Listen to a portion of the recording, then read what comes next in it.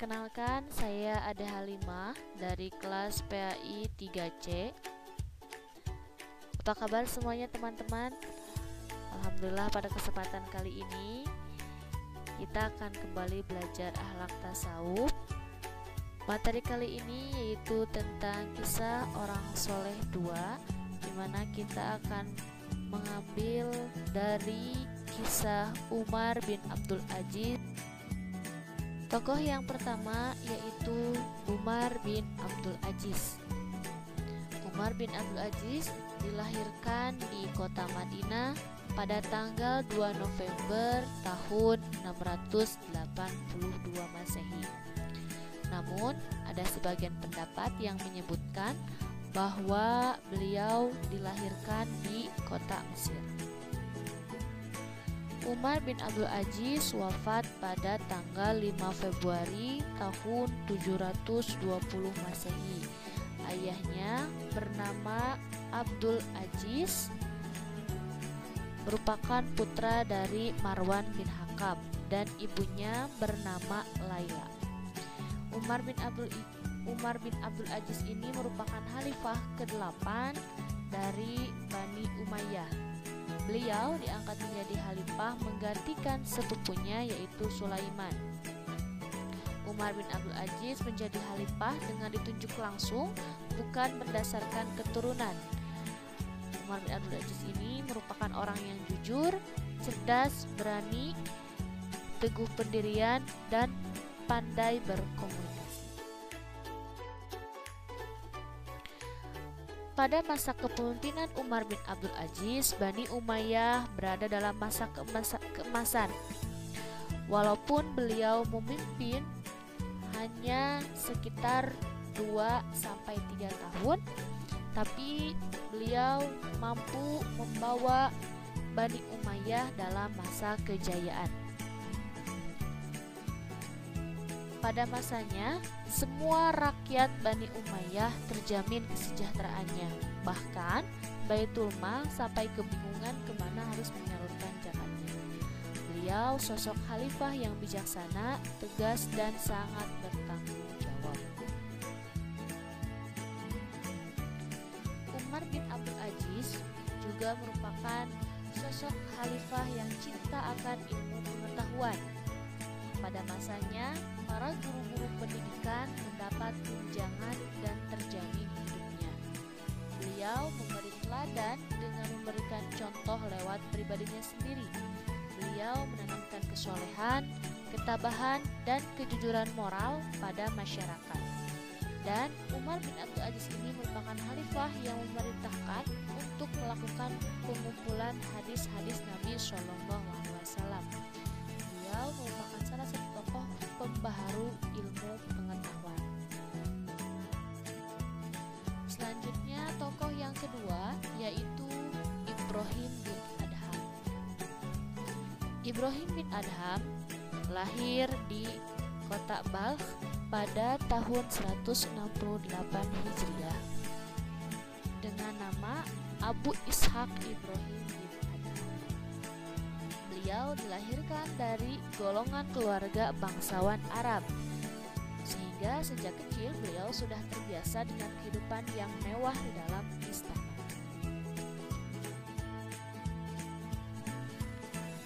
Namun, Ibrahim bin Adham ini terkenal dengan kisah seorang raja yang rela meninggalkan kerajaannya dan menjadi seorang sufi yang sederhana.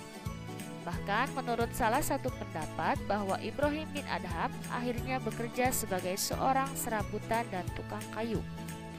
Beliau meninggalkan kerajaan setelah mendapat teguran melalui kedatangan Nabi Khidir alaihissalam. Akhirnya Ibrahim bin Adham berdiam di dalam gua selama 9 tahun. Dalam tradisi kesufian, beliau banyak melatih keberanian, rendah hati, dan gaya hidup yang sederhana.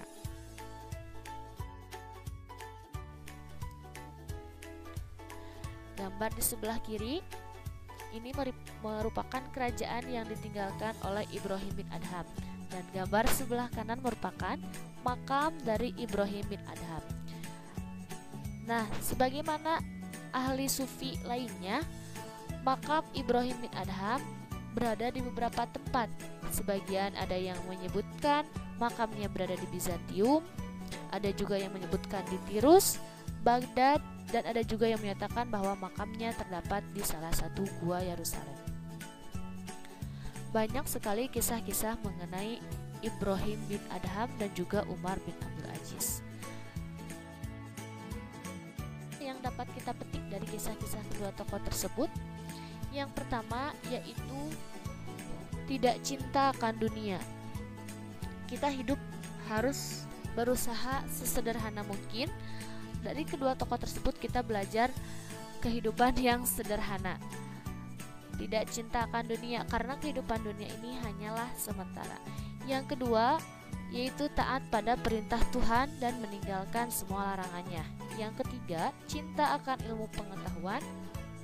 Yang keempat, rendah hati. Dan yang kelima, bertanggung jawab. Kita harus sebisa mungkin menerapkan hal-hal tersebut dalam kehidupan sehari-hari. Demikian materi yang dapat saya sampaikan. Berikutnya ada sebuah video yang menceritakan salah satu kisah dari Umar bin Abdul Aziz. Selamat menyaksikan. Assalamualaikum adik-adik, mari kita ikuti cerita kali ini. Cerita kita mengisahkan seorang pemimpin yang mulia, yaitu Umar bin Abdul Aziz radhiyallahu anhu. Beliau merupakan keturunan sahabat Nabi yang mulia yang juga seorang khalifah. Kesederhanaan hidup Khalifah Umar bin Abdul Aziz radhiyallahu anhu.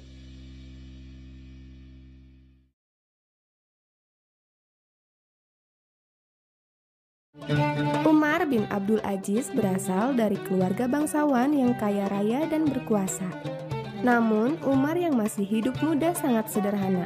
Hal ini sangat berbeda dengan saudara-saudaranya yang lain yang hidup dalam kemewahan.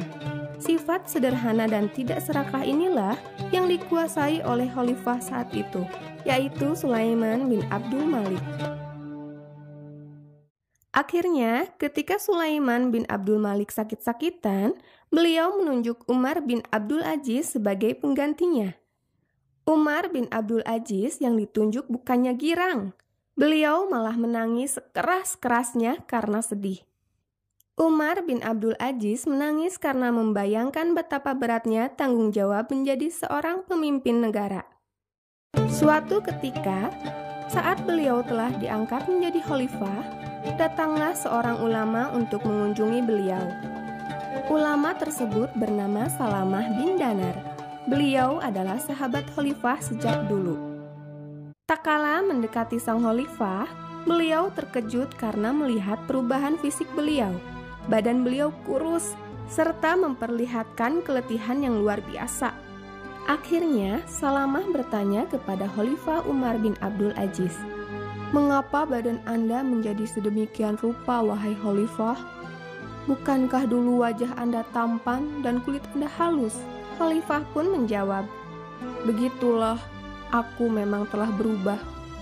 "Lantas, apa yang menyebabkan Anda berubah? Padahal Anda menguasai seluruh kekayaan dan Anda adalah seorang pemimpin bagi umat Islam," tanya Salamah lagi.